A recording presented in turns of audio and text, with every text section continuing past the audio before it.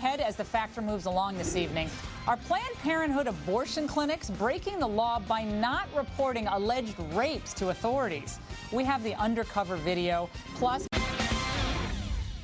in the personal story segment tonight, the Factor has been investigating allegations that some Planned Parenthood abortion clinics may not be reporting statutory rapes, which they're compelled to do under state law.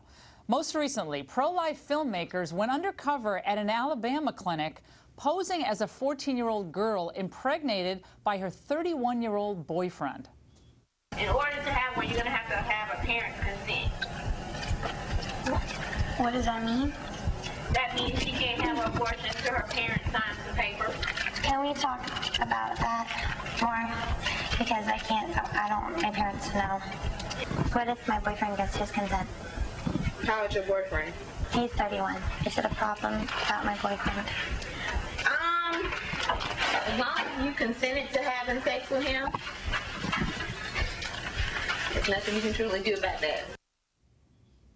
Joining us now from California is Lila Rose, the filmmaker who made that video, and from Montgomery, Alabama, the state's Attorney General, Troy King. Lila, I want to start with you because you've conducted these sting operations at a number of Planned Parenthood clinics now across the United States, and you've discovered fascinating things about how they operate.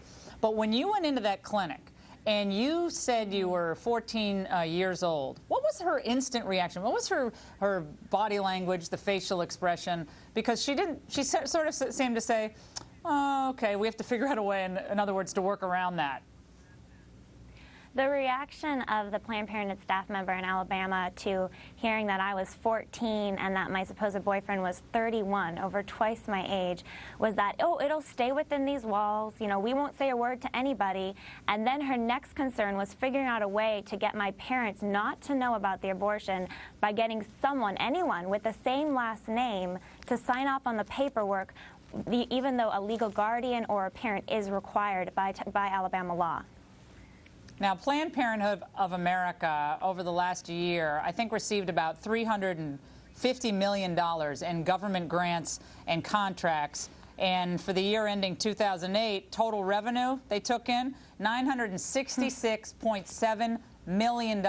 And most of that, of course, from the abortion procedure. I want to go to General King on this. Attorney General King, you're investigating this particular clinic in Alabama. This isn't Birmingham. People think of Birmingham as a conservative place.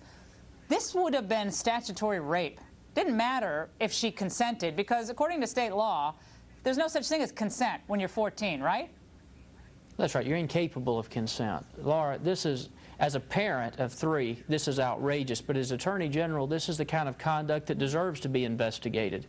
And I've invited the state health department that regulates abortion clinics to join me in my investigation and to get to the bottom of what is being done to girls who can't consent by state law for a reason. And also, let's go back to what Lila said. This particular girl wasn't going to get her parental consent. I mean, this was Lila posing in the sting, but the worker at the clinic was all too happy to say, well, do you have an older sister with the same last name? And Lila, you probably were surprised about that response. Well, I mean, the whole thing is stunning, but Laura, I've been in 9 of these clinics that we've released now, 7 through Live Action's Mona Lisa project, the investigative undercover tour, and I've seen it again and again and again. Age differences, 13 and 31. Planned Parenthood says, we don't care, it doesn't matter, we're not going to report it. And this is a growing pattern across the country.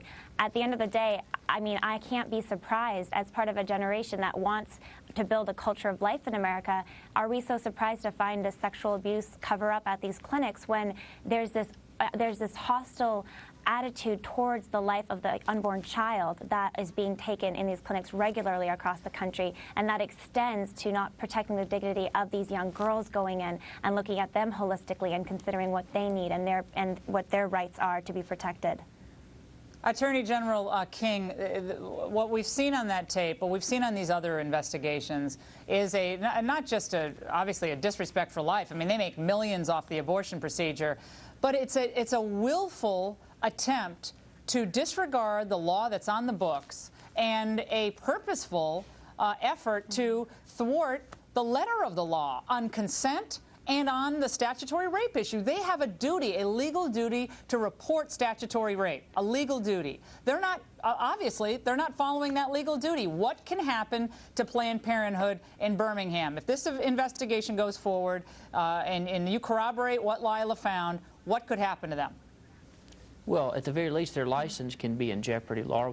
Look, this is extremely troubling. It's troubling that a girl would go into an abortion clinic, that she would tell them she's 14 years old, and she would be coached by an abortion clinic worker in how to break the law, to go and get an older sibling that shares her name. They even told her that if her boyfriend had the same last name, perhaps he could sign. And then most troubling of all, most disturbing of all, is that they then told her, well, I don't know how to tell you what to do, so why don't you call back tomorrow and talk to the clinic manager, and she sometimes bends the rules. Maybe she can tell you how to break the law. That is extremely troubling. We are going to stay on this investigation. We appreciate both of you joining us, and we'll stay on it and we'll have updates. And up next, another